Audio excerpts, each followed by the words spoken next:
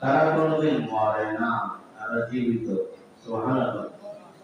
সূরা বাকারায় আল্লাহ তাআলা বলছেন যে তারা লিমাইয়ুকতাল ফি সাবিলিল্লাহ, যারা আল্লাহর রাস্তায় জিহাদ করে জীবন দেয় তারা কোনোদিন মরে না, তারা জীবন্ত অবস্থায় থাকে। সুবহানাল্লাহ। এজন্য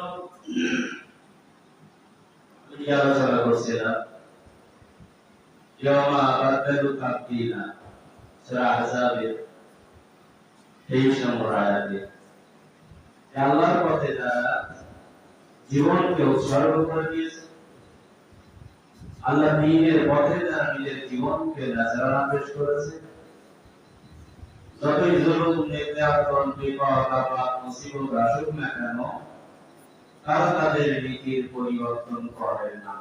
কথা আমি বলতে গেলেন আল্লাহ। এজন্য আমরা মুসলমান দাবি করেছি, ঈমান এনেছি, মুসলিম দাবি করেছি। আমাদের পরে একটু ঝড়-ঝাপটা যদি আসে, মুসলমান বাদ দিয়ে অন্য কিছু করা যাবে? করা যাবে না। যদি মুসলমানদের নীতি মুসলমানের মতো থাকতে হবে, আমরা মনে করি বিশেষ করে বাংলাদেশ হচ্ছে একটা সাম্প্রতিক দেশ। কথা বলা ঠিক কিনা? এদেশে হিন্দু, বৌদ্ধ, খ্রিস্টান, মুসলমান, আমার তো 34 থেকে 35 বছর বয়স হবে।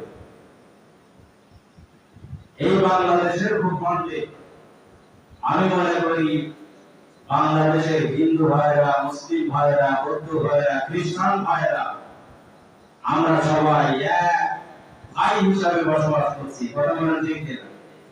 যদি একটা এক্সাম্পল দিলে আপনারা বুঝতে পারবেন যে ভ্রাতৃত্ব বন্ধনে ভাই হলো 3 প্রকার। যারা বলেন ভাই প্রকার 3 প্রকার। একটা হচ্ছে আদম আলাইহিস সালামের সন্তান, আদম জাতির সন্তান, যারাই দুনিয়ায় এসেছে সব ভাই ভাই। কথা বলেন ঠিক কিনা? হোক সে হিন্দু, হোক সে খ্রিস্টান, হোক সে বৌদ্ধ। কথা বলেন ঠিক কিনা? আমাদের আদি পিতার নাম কি? হযরত আদম আলাইহিস সালাম। এই আদম আলাইহিস সালাম এই পিতার সন্তান সবাই আমরা। বাইরে এসে আমরা জাতিগতভাবে এই আদম আলাইহিস সালামের ছেলে হাবিল আর কাবিল, 2 ভাই বিবি। কথা বলেন ঠিক কিনা? শয়তানের পূজা করে, প্রতারণায় করে আমরা কেউ আল্লাহর কোরআন গ্রহণ করেছি, কেউ ইসলাম গ্রহণ করেছি, কেউ বিমুখ হয়েছি। কিন্তু আরেক শ্রেণীর ভাই হচ্ছে আল মুসলিম ও আখুল মুসলিম, একজন মুসলমান আর একজন মুসলমানের ভাই। কথা বলেন ঠিক কিনা? আরেকটা ভাই কি? মায়ের পেটের ভাই, বড় ভাই, মেজি ভাই, সেজি ভাই আছে না? তাই দেখা যাচ্ছে এদেশে বাংলাদেশ একটি সাম্প্রতিক দেশ, সাম্প্রদায়িক না। কথা বলেন ঠিক কিনা? এদেশে সকল মানুষ আমরা চাই একসাথে মিলেমিশে বসবাস করব। কথা বলেন ঠিক কিনা? কিন্তু এক শ্রেণীর কুচক্র মহল, যারা মুসলমানদের দ্বন্দ্ব, মুসলমানদের ভিতরে ফাটল ধরিয়ে মুসলমানদের খারাপ এবং নিন্দা করার জন্য, জাতির কাছে দেখানোর জন্য বিভিন্ন মন্দিরে আগুন, বিভিন্ন দোকানপাটে আগুন, বিভিন্ন বাড়িতে হামলা, বিভিন্ন গাড়িতে হামলা, এই হামলা আর মামলা আর আগুন যারা লাগিয়েছে, আমরা বলবো আসলে বাংলাদেশের কোন মানুষকে অভাব আছে না। কথা বলেন ঠিক কিনা? কারণ এদেশে আমরা আমাদের পাশেই আমরা বুঝি আমাদের 2 সাইড হিন্দু ভাইরা বসবাস করে। কথা বলেন ঠিক কিনা? আমার বিশ্বাস হিন্দু কোন ভাইরা আমাদের বলতে পারবে না যে কোন মুসলিম ভাই বোন আমাদের বড় কথা বলেছে, আমাদের বাড়ি ছেড়ে চলে যেতে বলেছে, আমাদের এদেশে থাকতে দেবে না। আমি মনে করি তারা একসাথে বসবাস করে এদেশে। কথা বলে ঠিক কিনা? এজন্য এই কুচক্রী মহল মসজিদে আগুন দিচ্ছে, গাড়িতে আগুন দিচ্ছে, বিভিন্ন দোকানপাটে হামলা করছে, বিভিন্ন মানুষের বাড়িতে আধারে। আপনারা শুনেছেন ধুলিয়া বাজারে হিন্দু ভাইদের দোকান থেকে চাঁদাবাজি করা হয়েছে, দেখেছেন না? ইতিমধ্যেই শুনেছেন যে ব্যক্তি চাঁদাবাজি করেছে ইনি একটা মাস্তান ছেলে, কথা বলে ঠিক কিনা? সেনাবাহিনী ধরে তাকে আটক করে তাকে সাজার ব্যবস্থা করেছে, কথা বলে ঠিক কিনা? এই শ্রেণীর মানুষদের জন্য আজকের মুসলমানদের খারাপ করার জন্য এরা উঠে পড়ে লেগে গিয়েছে। কিন্তু আল্লাহ বলছে গোটা পৃথিবীতে মুসলমানদের পরে পৃথিবীর কোন জাতিকে আমি বিদায় দান করব না। কথা কার? এজন্য হয়তো হিংসায় পড়ে রাজনৈতিক কবলে পড়ে মুসলিমদেরকে আপনারা হয়তোবা ভাইতে ভাইতে মারামারি, এই দেশকে একটা ফাটল ধরার জন্য চেষ্টা করছে। কিন্তু বাংলা জনতা, বাংলা আফামা জনতা, এই মুসলমানরা আল্লাহর পথে সাহায্য চায়, তারপরে সবর ইস্তেমাল করে। দেখেছেন রাতের আধারে এই কুচক্রী মহলের হাত থেকে বাঁচানোর জন্য বাংলাদেশ ইসলামী স্টেট ছেলেরা, এদেশে ইসলাম যারা ভালোবাসে সেই সমস্ত ছেলেরা তারা মন্দির পাহারা দিচ্ছে, কথা বলেন ঠিক কিনা? তারা বিভিন্ন হিন্দু ভাইদের বাড়িও পাহারা দিচ্ছে, কথা বলেন ঠিক কিনা?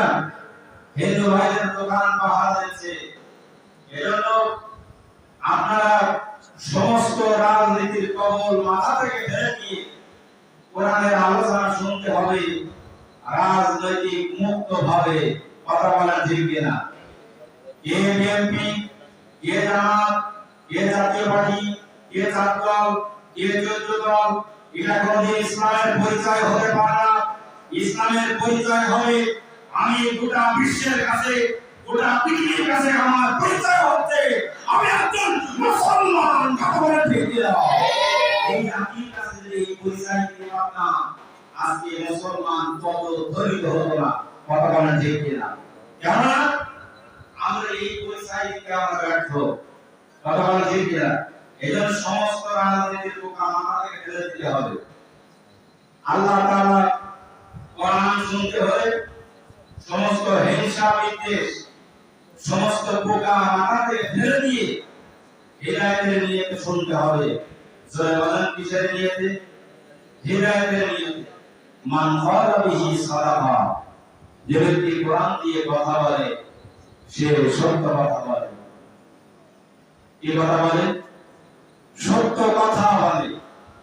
ওমা হাকামা বিহি আদালা, যে ব্যক্তি কোরআন দিয়ে বিচার ফায়সালা করে ওই ব্যক্তি সত্য বিচার ফায়সালা করে, ওই ব্যক্তি কোরআনের আইন অনুযায়ী বিচার ফায়সালা করে।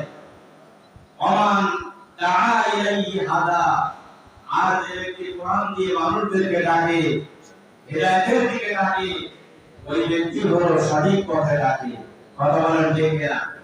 মুসলমান, আজকে আপনাকে আমাকে সচেতন হতে হবে। যদি কোনো ব্যক্তি কোরআন ছাড়া আপনাকে আমাকে ডাকে, হাদিস ছাড়া আপনাকে আমাকে ডাকে, হকানি আলেম ওলামার হক ছাড়া আপনাকে আমাকে ডাকে, রাসূলের আদর্শ বাদ দিয়ে ডাকে, বুঝতে হবে এই দল, এই সংগঠন, এই মত, এই পথ ভালো হতে পারে না। কাজেই আমরা জাতির শ্রেষ্ঠ সৃষ্টি হিসাবে কোরআন যাদের বিরুদ্ধে যায় আমরা তাদের পক্ষে থাকতে রাজি নয়, কথা বলেন ঠিক কিনা? কোরআন আছে যেখানে, কোরআন নাই যেখানে,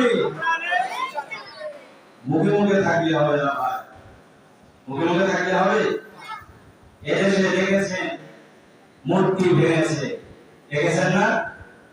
মুসলমানের ঘরে মূর্তি কেন থাকবে, কথা বলেন ঠিক কিনা? আমার হিন্দু ভাই যারা আছে তাদের মন্দিরে মূর্তি থাকবে, ঘরে মূর্তি থাকবে, যেখানে ইচ্ছা থাকবে। মুসলমান দাবি করলে তার ঘরে মূর্তি থাকতে পারে না, কথা বলেন ঠিক কিনা?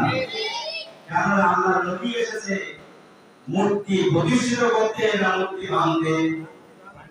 মক্কা বিজয়ের ইতিহাস আপনারা জানেন? মক্কা বিজয়ের ইতিহাস জানেন না? মক্কা বিজয়ের ইতিহাস হচ্ছে হিজরি ৮ম সন। জয় বলেন কোন সন? হিজরি ৮ম সন। মক্কার ইহুদিরা, নবীজি যেহেতু মক্কা থেকে মদিনায় অবস্থান করছেন, হিজরত করার পরে মক্কায় যে সমস্ত মুসলমানরা ছিল, এদের পরে নির্যাতন এত পরিমাণ বাড়িয়ে দিয়েছিল, তারা একে একে হিজরত করতে বাধ্য হয়েছিল। কথা বলা ঠিক কিনা? সম্মানিত মুসলমান ভাইরা, হিজরি ৮ম সালে নবীজির কানে খবর এসেছে যে কাবায় যে সমস্ত মুসলমানরা রয়েছে, এই ইহুদিবাদী চক্ররা এরা এই মুসলমানদেরকে হত্যা করতেছে, মারতেছে, জুলুম করতেছে, নির্যাতন করতেছে। জোরে বলি না নাউজুবিল্লাহ। আমার নবীর কানে এই আওয়াজ চলে আসলো। আসার পরে আমার নবী এক নয়, দুই নয়, ১০,০০০ সৈন্য প্রস্তুত করলেন। জোরে বলেন কয় হাজার? ১০,০০০ সৈন্য প্রস্তুত করে দুইটা দলে বিভক্ত করলেন। জোরে বলেন কয়টা? দুইটা। একটা হচ্ছে খালিদ বিন ওয়ালিদের নেতৃত্বে, আরেকটা হচ্ছে বিশ্বনবী হুজুর সাল্লাল্লাহু আলাইহি ওয়াসাল্লাম এই নেতৃত্ব দান করলেন। এই নেতৃত্ব যে দলটাই করলেন, ইনি সামনের দিকে ছিলেন। মক্কায় যাওয়ার জন্য সামনে যে দলটা ছিল, এই দলের সেনাপতি ছিল হুজুর সাল্লাল্লাহু আলাইহি ওয়াসাল্লাম। পিছন দিক থেকে যে দলটা আসছিল মক্কা ঘেরাও করার জন্য, এই নির্যাতিত মুসলমানদের বাঁচানোর জন্য, এই দলের সেনাপতি ছিল খালিদ বিন ওয়ালিদ। যদি বলেন যে একটু জিকির করে লা ইলাহা ইল্লাল্লাহ।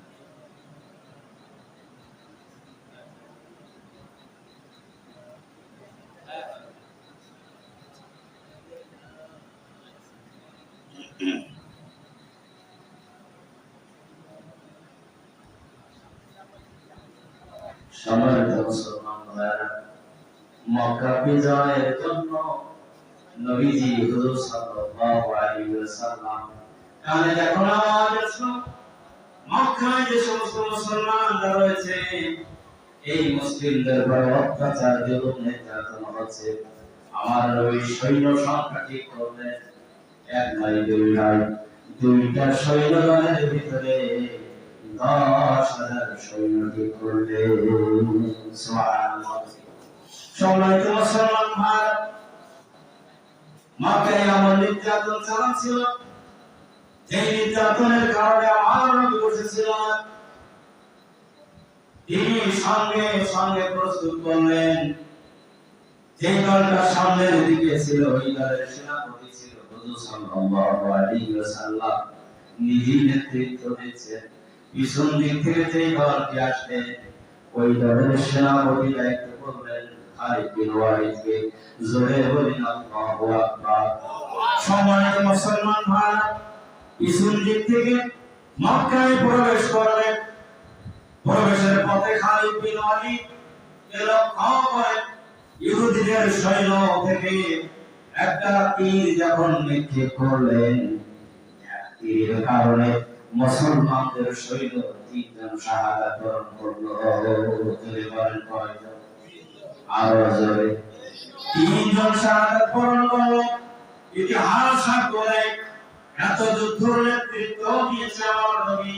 সাহাবীরা একটা যুদ্ধ কিন্তু আগে আক্রমণ করেছে, কোন নজির নাই। কথা বলেন ঠিক কিনা? আঘাতপ্রাপ্ত হয়েছে, তারপর প্রতিহত করেছে। কথা বলেন ঠিক কিনা?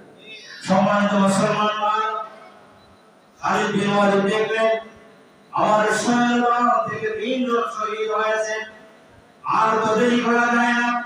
সঙ্গে সঙ্গে অ্যাকশন নিলেন। জোরে বলেন কি নিলেন? অ্যাকশন নিলেন। অ্যাকশন নেওয়ার সঙ্গে সঙ্গে তীর ছুড়লেন।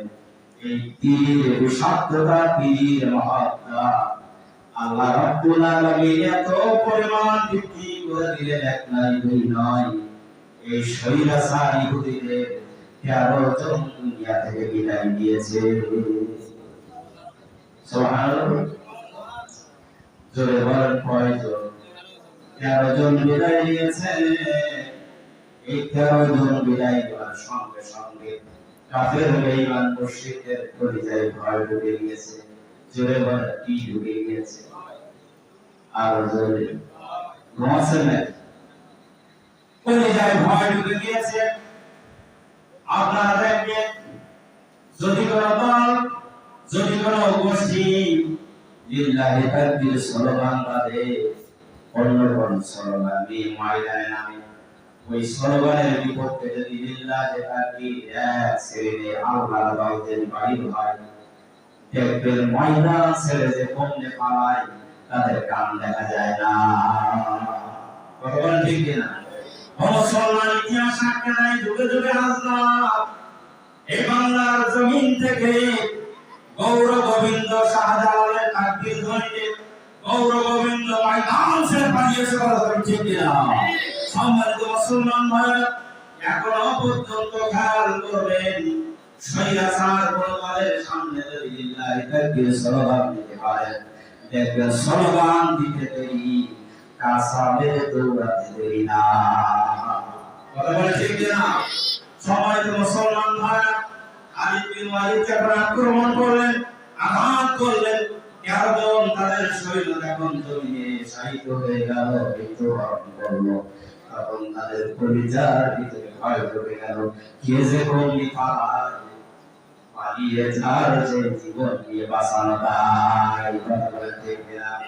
সবাই পালিয়ে গেল। বিশ্বনবী হুজুর সাল্লাল্লাহু আলাইহি সাল্লাম সামনের দিকে অগ্রসর হলেন বিনা বাধায়। জোরে বলেন কি বাধায়? বিনা বাধায় কাবার নিকটে গেলেন। কাবার নিকটে হুজুর সাল্লাল্লাহু আলাইহি সাল্লাম গেলেন। এই কাবার নিকটে আমার নবী হুজুর সাল্লাল্লাহু আলাইহি সাল্লাম যাবার আগে একটা তাবু করেছিলেন। তাবুর এই তাবুর ভিতরে সৈন্য সংখ্যা ছিল অনেক। এই সৈন্য সংখ্যা আন্দাজ করার জন্য আবু সুফিয়ান ইহুদিদের পক্ষ থেকে এসেছিল গোয়েন্দা বিভাগের লোক হিসাবে। যখন কি বিভাগে? গোয়েন্দা বিভাগের লোক হিসাবে নবীজি রাসূলুল্লাহ সাল্লাল্লাহু আলাইহি ওয়াসাল্লাম লোক লস্কর করতে এটা জানার জন্য। কিন্তু যে আবু সুফিয়ান এসেছে রাসূলুল্লাহ সাল্লাল্লাহু আলাইহি ওয়াসাল্লামের খবর নেওয়ার জন্য, সাহাবীরা সব দেখতে পেয়েছে আবু সুফিয়ান এত জুলুম করেছে, নির্যাতন করেছে, এত অত্যাচার করেছে, সাহাবীরা দেখেই চিনতে পেরেছে। সিনা মাত্রই আবু সুফিয়ানকে দেখা মাত্রই তাকে আটক করেছে, পিঠ মোড়াতে বেঁধে ফেলেছে। বেঁধে হুজুরকে খবর দিয়ে দিলেন, ইয়া রাসূলুল্লাহ, ইয়া হাবিবাল্লাহ, এই তো আমাদের সেই শত্রু। আবু সুফিয়ান বলছে আমাকে আর রেহাই নাই, আমাকে আর রেহাই না। আবু সুফিয়ান বলছে আমাকে আর রেহাই না।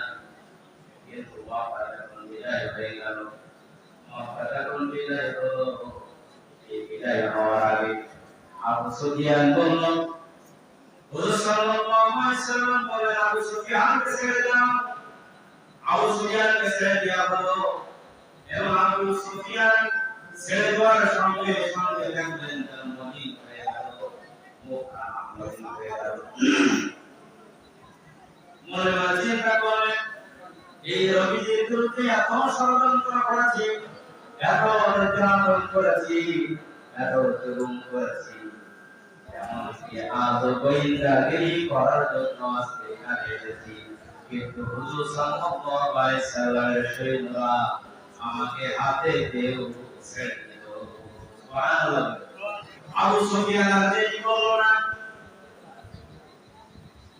আবু সুফিয়ান করলো না দেরি, বলে নিল তাড়াতাড়ি কালেমা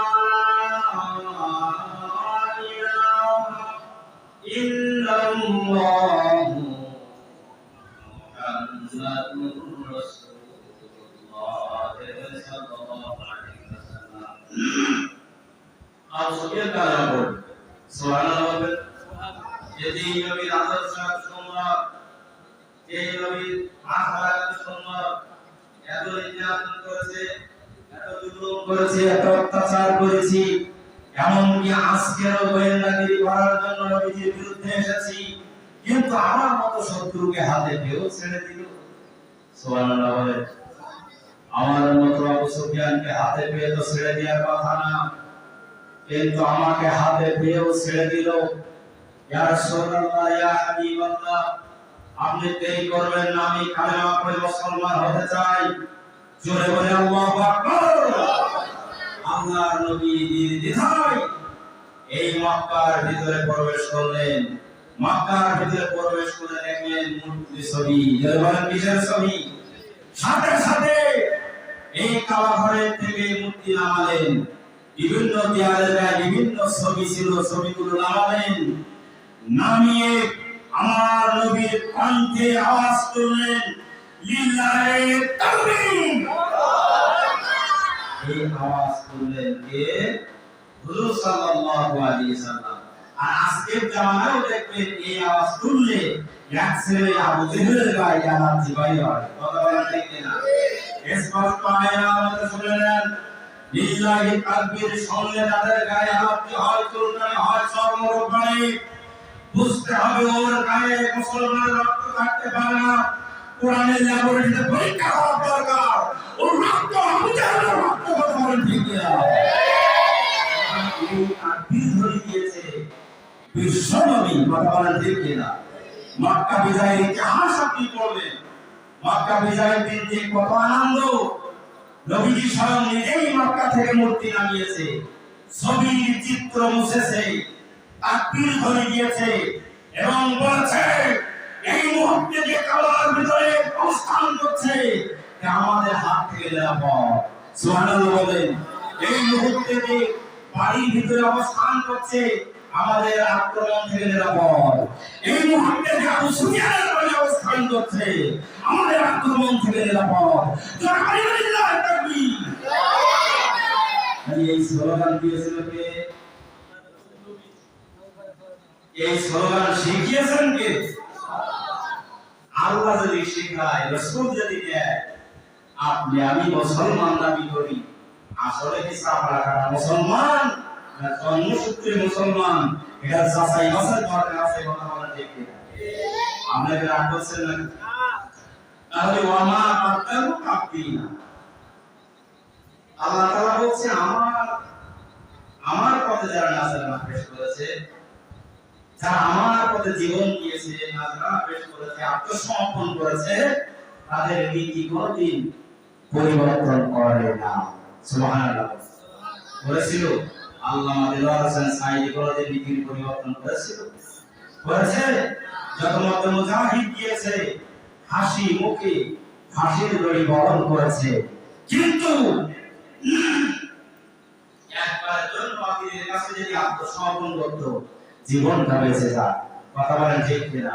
কিন্তু এই সমস্ত মধ্যে মুজাহিদরা জানে, এই সমস্ত তাওহীদি জনতা জানে, এই সমস্ত ইসলাম প্রেমিক মানুষরা জানে যে আমাদের নীতির পরিবর্তন করা যাবে না। আমাদের নীতির পরিবর্তন হতে পারে কথা কার? এরা জীবন দিয়েছে, ফাঁসি দড়িতে চলেছে, জেল খেটেছে, এমনকি ফাঁসির দড়ি হাসি মুখে বরণ করে নিয়েছে, কিন্তু বাতিলের কাছে এক সেকেন্ডের জন্য মাথা নত করি নয়। করেছিল? জয়বান করেছিল? মাথা নত হবে তো আল্লাহর সামনে। কার সামনে? এই মাথা যেখানে সেখানে নত হওয়া যাবে না। কথা ঠিক না? আল্লাহ আপনাকে সৃষ্টি করেছে, আল্লাহ আপনাকে গাইড বুক দিয়েছে, আল্লাহ আপনাকে গাইড বুক পরিচালনার জন্য নবী দিয়েছে, রাসূল দিয়েছে। কথা বলেন ঠিক? তাহলে এই মাথাটা পড়বেন কোথায়? দুঃখ লাগে, কষ্ট লাগে, আবার ভালো লাগে। ভবিষ্যৎবাণী কার? আমি প্রায় বলে থাকি আজকে আলেমদের বক্তব্য শুনে বিভ্রান্ত মানুষ, কথা বলেন ঠিক না? এর জন্য বিভ্রান্ত। আমি প্রায় বলি সরকারি আলেম, উম্মতি আলেম আর হক্কানি আলেম, কথা বলেন ঠিক না? ঠিক না? সরকারি আলেম টাকার গরমে, টাকা পেয়ে, সিট পেয়ে, ক্ষমতা পেয়ে আল্লাহর কোরআনকে ভুলে গিয়ে, রাসূলের আদর্শকে ভুলে গিয়ে এই স্বৈরাচার সরকারের পক্ষে হক্কানি আলেমদের বিরুদ্ধে তারা রায় পেশ করেছে, কথা বলেন ঠিক না? তাহলে সরকারি আলেম হওয়া যাবে? সরকারি আলেমের শ্রোতা হওয়া যাবে? সরকারি আলেম কি? সরকার যা বলবে তাই। আজকে এক শ্রেণীর আলেম এটা করেছে না? আপনি বলতে পারেন যে হুজুর এত মত, এত কম কেন, এত দলাদলি কেন? ভাই, এই দলাদলি এখন ছিল না, নবীজির সময়ও ছিল, কথা বলেন ঠিক না? আব্দুল্লাহ বিন উবাই নামাজ কি কম পড়তো? যে আবু জেহেল কি কম আলেম ছিল? ভালো করে বুঝলেন, আবু জেহেল কি কম আলেম ছিল? অনেক জ্ঞানী মানুষ ছিল। আবু আহকাম জ্ঞানীর পিতা। কিসের পিতা? জ্ঞানীর পিতা। কি ছিল? মুসলমান ছিল না খ্রিস্টান ছিল? এজি কি ছিল? মুসলমান ছিল। কি মুসলমান ছিল? এই মানুষ পূজারী, সরকার পূজারী, আল্লাহ তিন বুঝতো না, কোরআন বুঝতো না, তাই যদি বুঝতো ইমাম হোসাইনকে কতল করতো না, কথা বলে ঠিক কিনা? তাই বারবার বারবার ইতিহাস মনে করে দেয় যে সরকারি আলেম যা বলে বলুক, আপনাকে আমাকে সচেতন হতে হবে, আপনাকে আমাকে কোরআন পড়তে হবে, আপনাকে আমাকে হাদিস পড়তে হবে। সরকারি আলেম উম্মতি আলেম কি বলবে এটা দেখার বিষয় না। আপনি 100% সঠিক কোরআনের লেবারিতে ঢুকে যাবেন, আল্লাহ দ্বীনের ইশারা খুঁজে পাবেন, কথা বলেন ঠিক না? আপনি আমি কোরআন পড়বো না, ওই কি হুজুর কিরা বলেছে তার পিছনে ছোট করে করা যাবে না। আমি জুলফিকার কি বললাম এই পিছনে ছোড়া যাবে না। কথা হচ্ছে বুঝতে হবে। আজকে টাকার কারণে, ক্ষমতার কারণে সৈয়দ কুতুবে কালেমা পড়াচ্ছে। কি পড়াচ্ছে? অমিয়া তুমি কালেমা পড়াও। সে একটা তাফসীর কারণ, তাফসীর লিখেছে, লিখেছে একটা তাফসীর লিখেছে, আর তুমি কালেমা পড়াবা। নাউজুবিল্লাহ। ওই যে কালেমা পড়াবে ওর টাকা দিয়ে বেতন খায় সরকার। কি খায়? তোমার কালেমা আমার পড়াই কি হবে না? তোমার কালেমা আর আমার কালেমা এক কালেমায় রুটি রুজি, আর এক কালেমায় এই ফাঁসির কড়িরা বরণ করেছে। এরা সঠিক কালেমার সন্ধান পেয়েছে, কথা বলেন ঠিক কিনা? জিকির মাননা, সুবহানাল্লাহ, আলহামদুলিল্লাহ, সুদি টাকা লাগেনি 5 লাখ, কথা বলেন ঠিক কিনা? সরকারের দালালি সকালে একবার করি, বিকালে একবার করি, সুবহানাল্লাহ, নাউজুবিল্লাহ বলেন। এই শ্রেণীর আলেমদের হাত থেকে আল্লাহ আমাদের পরিত্রাণ করুন, সকলে বলে আমিন। আরেক শ্রেণীর আলেম দেখেন ওলামায়ে সুর, মানুষ বোঝায়। কি বোঝাই? আমি গত জুমায় মনে উদাহরণ দিয়েছিলাম। আমি আপনাদের প্রতি, আমি আপনাদের খুশি করার জন্য কথা বলবো, না হলে আমার চাকরি থাকবে না। উদাহরণ দিয়েছিলাম, না হলে চাকরি থাকবে না। সবাইকে খুশি করার জন্য কোরআন হাদিস বাদ দিয়ে কথা বলবো, এই মানুষ বোঝাই আলেম হয়ে যাবো, কথা বলেন ঠিক কিনা? এখানে কে কি মনে করবো, কে কি মনে করলো, কে কি ধারণা করলো, এটা বিষয় না। বিষয় হচ্ছে কোরআনের কথা বললে, হাদিসের কথা বললে, হকের কথা বললে এক শ্রেণীর মানুষ আছে তাদের শরীর কি আলাপ কি বৃদ্ধি পাবে, কথা বলেন ঠিক কিনা? সবাই ভালোবাসবে, বুঝতে হবে ওই হুজুর হলো হয় সরকারি আলেম, না হলে উম্মতি আলেম, কথা বলেন ঠিক কিনা? সবাই যদি ভালোবাসতো আমার নবী কি আর এই জন্মভূমি মক্কা শরীফ ছেড়ে দিয়ে মদিনায় যাইতে হতো না, কথা বলেন ঠিক কিনা? যারা বলেন ঠিক কিনা? এজন্য সম্মানিত ভাইরা আমার, এজন্য আমাদেরকে একটু বুঝতে হবে যে যে সমস্ত সালিহিন বান্দা, সুহাদা বান্দারা চলে গিয়েছে, ফাঁসির দড়ি বরণ করেছে, তারা যদি আমার বান্দাদের আপনি না নিজের নীতি পরিবর্তন না করতে পারে, তাহলে আমরা শরীয়তি কলিমতি আল্লাহ কি প্রতিষ্ঠিত হোক আর নাই হোক চেষ্টা করা যাবে না, যাবে না? পাপীদের সঙ্গে মিশ্রিত হয়ে এককভাবে, জোরে বলেন, এককভাবে সিদ্ধান্ত গ্রহণ করতে হবে। আল্লাহর জমিনে এসেছি, আল্লাহকে প্রতিষ্ঠিত করার সংগ্রাম করতে হবে। কথা বলেন ঠিক কিনা? এই আদর্শবাদ দেবে কিভাবে বড়? আল্লাহ বলছে তোমার আমি রাস্তা দিয়েছি দুইটা। যদি বলেন কয়টা? দুইটা রাস্তা দিয়েছি। والذين كفروا يقاتلون في سبيل الله।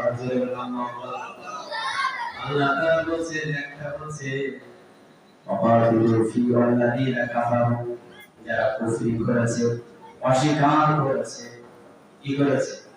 অস্বীকার করেছে, কুফরি করেছে, কুফরির কলঙ্ক অনুসরণ করেছে, এরাই হচ্ছে কাফের দল। যারা বলেন কিসের দল?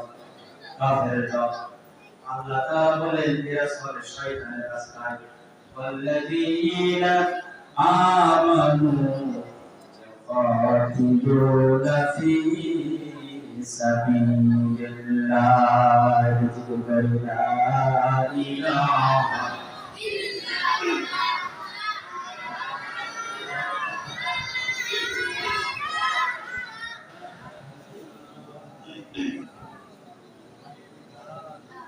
সম্মানিত মুসলমান ভাই, তাই আল্লাহ রাস্তা দিয়েছেন দুইটা। জোরে বলেন কয়টা?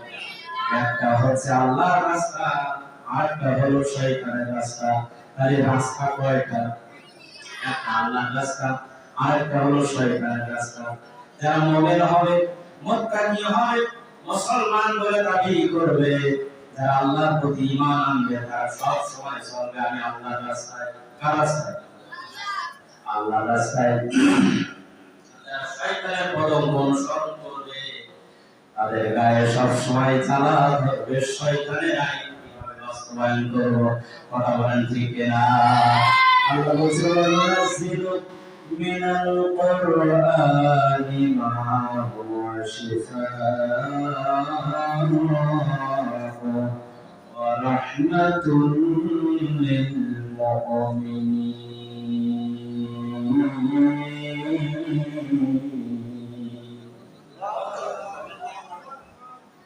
আল্লাহ তাআলা বলছেন আল্লাহর কোরআনের আয়াত যারা শুনবে আর এই আল্লাহর রাস্তায় যারা চলবে, তাদের ঈমান বৃদ্ধি পাবে, মজবুত হবে, তাদের জন্য শিফা স্বরূপ হিসেবে কাজ করবে। সুবহানাল্লাহ। আর যারা শয়তানের রাস্তায় চলবে, ওয়ালা তাজিদিল যালিমিনা ইল্লা খাসারা। শয়তানদের সব সময় ক্ষতি বৃদ্ধি করবে, জালিমদের ক্ষতি বৃদ্ধি করবে। কথা বলা ঠিক কিনা? জালিমরা যখন কোরআন শুনবে তখন তাদের গায়ে জ্বালা ধরবে। কথা কার? রাস্তা দিলেন কয়টা? দুইটা। একটা হচ্ছে আল্লাহর রাস্তা, আরেকটা হচ্ছে শয়তানের রাস্তা। এখন আসল হলো দল কয়টা?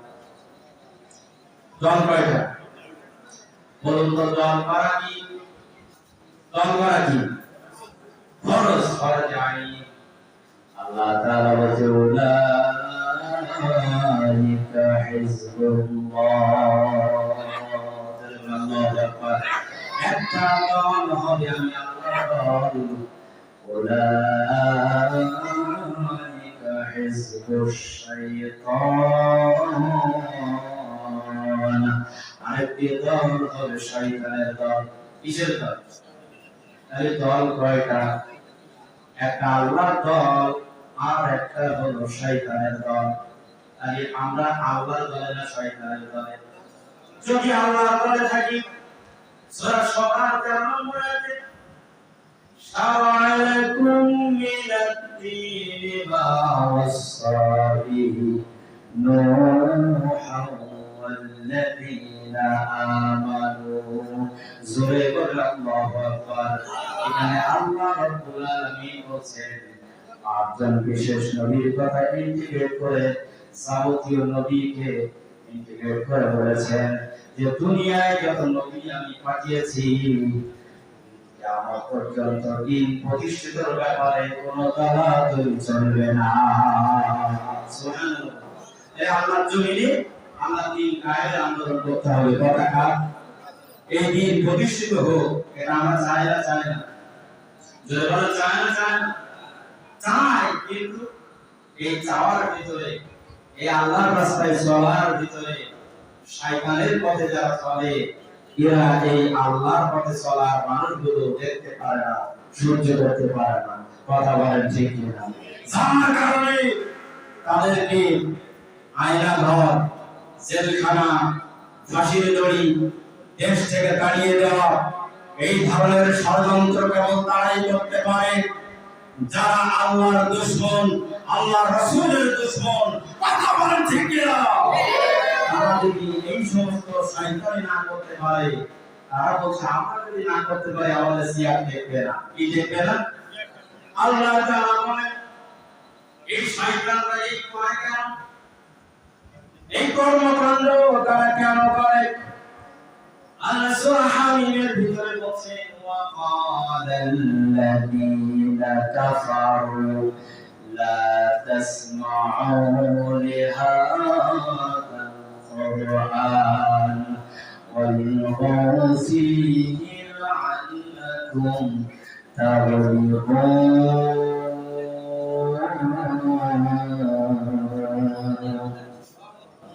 সম্মানিত মুসলমান ভাই, আল্লাহ তাআলা বলেন নবী হে, আকালাল্লাযীনা কাফারু, কাফিরদের স্বভাব দেখবেন, লা তাসমাউ, তারা যেন শ্রবণ করতে না পারে, তারা যেন শুনতে না পারে, লিহাযাল কুরআন, কোরআনের কোন ধ্বনি, কোন আওয়াজ, কোন দাওয়াত যেন তারা শুনতে না পারে। কি বলছে নবী হে, কাফিরদের স্বভাব দেখবেন, তারা পায়তারা করবে, সংগ্রাম করবে, লা তাসমাউ, তারা যেন কোরআন শুনতে না পারে, কোরআন যেখানেই হবে ওখানেই হট্টগোল করবে। কি করবে? দেখবেন কিছু কিছু তাফসীর মাহফিল হয় স্টেজে, আর স্টেজের পিছনে নেতারা মারামারি করে। কথা বলেন ঠিক কিনা? মারামারি করে এই জন্য যে তারা কোরআনের মাহফিলকে বিরোধ করার জন্য তারা এই মারামারি করে। কথা বলেন ঠিক কিনা? সম্মানিত মুসলমান ভাইরা, আপনারা দেখেছেন এই তাফসীর মাহফিলগুলোতে যারাই বেয়াদবি করেছে, সঙ্গে সঙ্গে আল্লাহ জুতা পিটা করে বিদায় করেছে। কথা বলেন ঠিক কিনা? হুজুরকে জ্ঞান দেয়, হুজুর খবরদার রাজনীতি করবেন না, খবরদার রাজনীতি করবেন না, বলে না? বলে না? এই কথা বলতে নেই, সঙ্গে সঙ্গে মাহফিলের প্যান্ডেল থেকে জুতার বাড়ি দেরি হয় না। কথা বলেন ঠিক কিনা? এমন দেখেছেন এমন নেতা আউযুবিল্লাহির রহমানির রহিম বলি এই কথা শুরু করে, হুজুর বলে আপনি কেমন নেতা, আপনি আমাকে তাফসীর শেখাচ্ছেন, কোরআন শেখাচ্ছেন, রাজনীতি করা বন্ধ করছেন। কিন্তু রাজনীতি করা বন্ধ কেন করছেন? বলছেন উপরে চাপ আছে। কি আছে?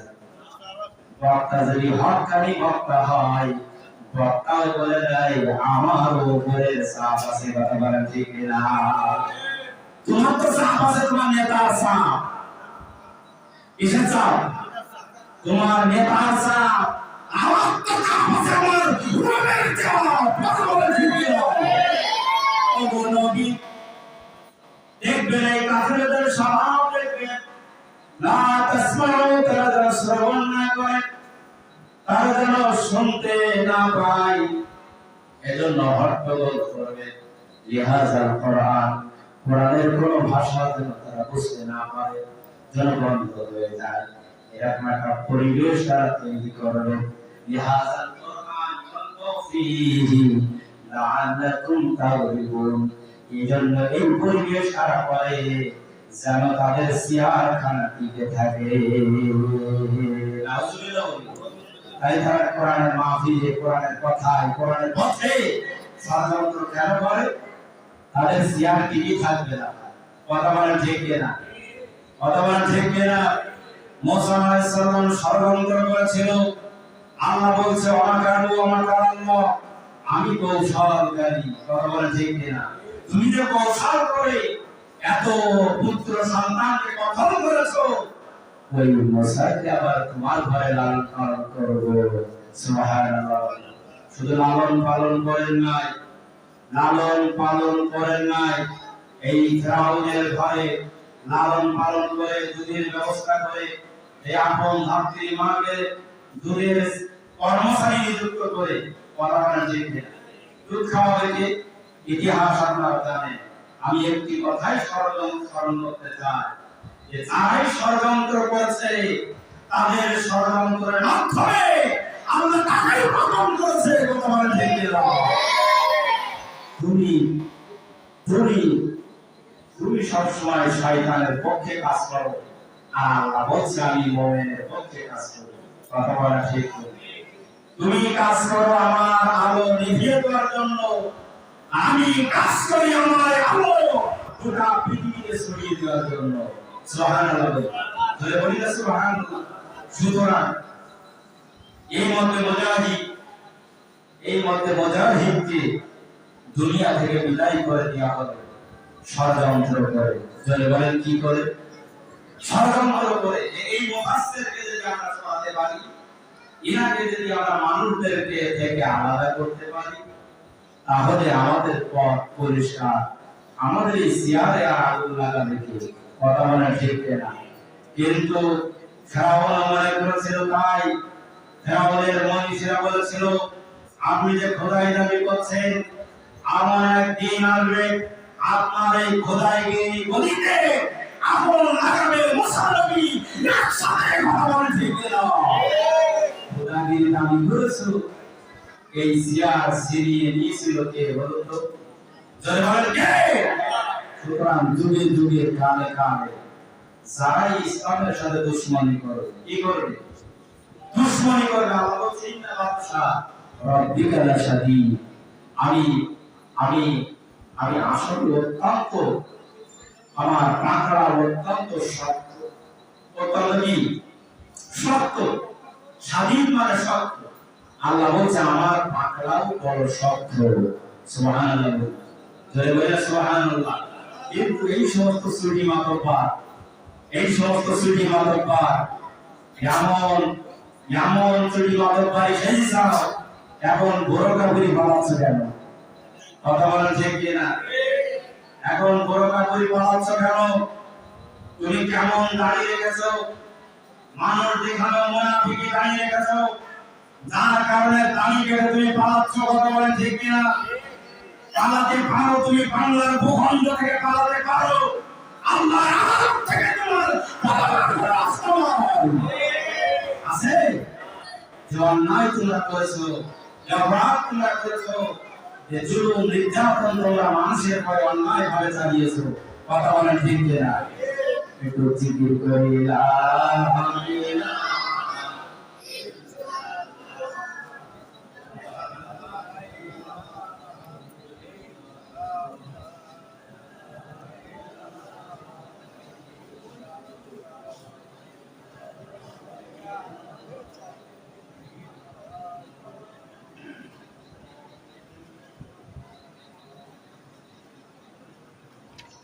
সম্মানিত মুসলমান ভাইরা, যে মত মুজাহিদ চারজন আইনজীবী, একজন বলেছে আমি তার উপর অপরাধ পাচ্ছি, দুইজন তার মৃত্যুদণ্ড দিয়েছে, আর একজন আইনজীবী তাকে যাবজ্জীবন কারাদণ্ড দিয়েছে। নাউজুবিল্লাহ।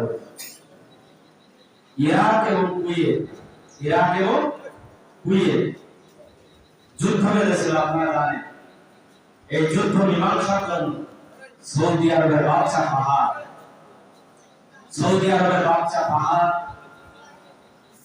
বাংলাদেশের একজন গোটা পৃথিবীকে 400 আলেমের দাওয়াত দিয়েছিল। যদি বলেন কয়জন? খুব ভালো করে শুনবেন, যেহেতু শহীদ মরহুম আল্লামা দেওয়ার হোসেন সাহিবী সাহেবের কথা, যেহেতু এই দিনই তার শাহাদাত বরণ হয়েছিল, একটি কথা না বললেই নয়। তিনি তার নীতির কোনদিন পরিবর্তন করেছিল। উনি যদি একবার জেলখানা থেকে বলতেন যে তোমরা যে যেখানে আছো, যার হাতে যা আছে তাই আন্দোলন জানো। আমার মনে হয় প্রত্যেকটা বাড়ি থেকে একজন না একজন নামকে কথা বলে ঠিক কিনা। কিন্তু উনি এমন ধৈর্যশীল ব্যক্তি, উনি এমন আল্লাহর খালেস বান্দা। দেখেন উনি বাংলাদেশকে ঠান্ডা, বাংলাদেশের মানুষকে যদি ভালো নাই বাড়বে, দেখবেন জেলখানায় ভুগেছে 13 বছর, কোনদিন শৃঙ্খলা সৃষ্টি করার চেষ্টা করি না। কথা বলা ঠিক কিনা। উনি যদি একবার কর্মসূচি ঘোষণা করতো, আপনার মতো মানুষও ময়দানে নামতো। কথা বলা ঠিক কোনদিন শৃঙ্খলা সৃষ্টি করে না। সেই মানুষটাকে তুমি আটক করেছো বিনা অপরাধে। জয় বলেন কি অপরাধে? বিনা অপরাধে যাদেরকে তুমি আইনের কথা বলে আইন মন্ত্রী দিয়েছো, ধর্মমন্ত্রী দিয়েছো, যাদেরকে তুমি পানি মন্ত্রী দিয়েছো, সেতু মন্ত্রী দিয়েছো, মুখ্যমন্ত্রী দিয়েছো, তমুক মন্ত্রী দিয়েছো, এই মন্ত্রীদের কৃষ্টি কালচার, এই হামাল মন্ত্রী, ফেরাউনের যে সমস্ত মন্ত্রী পয়সা ছিল, এই মন্ত্রী পয়সার সাথে মিল করে রাখো। তার মন্ত্রী আর তোমার মন্ত্রীকে পার্থক্য নয়। কথা বলেন ঠিক কিনা। রাতে আধারে কর্মী বৈঠক করে, তাদের সংসদ ভবনে বৈঠক করে, এই ভালো ভালো আলেমদের বিরুদ্ধে রুল জারি করে, আইন পাস করে, কেমন এই সোনার মানুষটাকে তোমরা জেল খাটালে। কথা বলেন ঠিক কিনা। যার সুনাম শুকাইল শুধু বাংলাদেশে না, শুধু বাংলাদেশে না, 50টিরও বেশি দেশে তার সুনাম। কথা বলেন ঠিক কিনা। কিসের কারণে? একটাই কারণ, মানুষ ওনার কথায় পাগল হয়েছে। তার একটাই কারণ হচ্ছে ওনার ব্যক্তিত্ব, কোনো কারণ না। উনি এক নাম্বার কারণ হচ্ছে উনি কোরআনকে সংগ্রাম চালিয়েছে। যে কারণে এই ইরাক এবং কুয়েত যে দ্বন্দ্ব বেঁধেছিল, সৌদি আরবের বাচ্চা ফাহাদ চিন্তা করলো এই আলেম সমাজ ছাড়া এটা মেটানো সম্ভব না। সুবহানাল্লাহ। মানে চিন্তা করলে এই গোটা পৃথিবীতে 400 আলেম দাওয়াত দিলেন। তখন 400 আলেম দাওয়াত দিলেন। তার ভিতর থেকে বাংলাদেশে কোন মানুষ, কোন আলেম চান্স পায় না। আল্লামা শহীদ মাওলানা দেলোয়ার হোসেন সাঈদী হুজুর উনি দাওয়াত দিয়েছিলেন। সুবহানাল্লাহ। জয় বলি না সুবহানাল্লাহ। এই মীমাংসা করা 3 থেকে 4 দিন এই মীমাংসা করা অনুষ্ঠানে উনি যোগ দিয়েছেন। বাদশার পক্ষ থেকে যে সমস্ত সুনাম ধন্য আলেমরা আমার এই দাওয়াতে মেহমান হয়েছে, প্রত্যেকের চিঠি এবং একটা করে ব্যাগ হাতিয়ে দিয়েছে। এই চিঠির ভিতরে, খামের ভিতরে কর্মসূচি লেখা ছিল। এই কর্মসূচির ভিতরে একটা কর্মসূচি ছিল যে যেদিন আপনারা বিদায় নেবেন তার আগে আমার ইচ্ছা এই কাবা ঘরের ভিতরে আপনাদের একটু করে সুযোগ দেব। সুবহানাল্লাহ। প্রথম নম্বরে, দ্বিতীয় নম্বরে, তৃতীয় নম্বরে কেউ না বাংলাদেশের সুনামধন্য আলেম হযরত আল্লাহ হযরত মাওলানা শহীদ দেলোয়ার হোসেন সাহেব উনি অনুমতি দিয়ে গেলেন। সুবহানাল্লাহ। যদি বলি না সুবহানাল্লাহ। অনুমতি পেয়ে উনি কাবা ঘরে যখন ঢুকেছেন, কাবা ঘরের চার দেয়ালের দিকে ফিরে 2 রাকাত করে সালাত আদায় করেছেন। আল্লাহ তাকবীর। প্রধান বক্তা আগমন মুসলিমবাসীর পক্ষ থেকে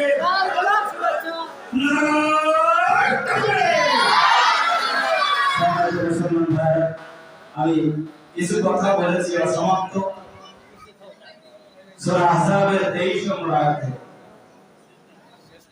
যে সালিহিন বান্দারা বা মুজাহিদরা আমা বাদদাল তাবদীলা, তাদের নীতির কোন পরিবর্তন করেনি।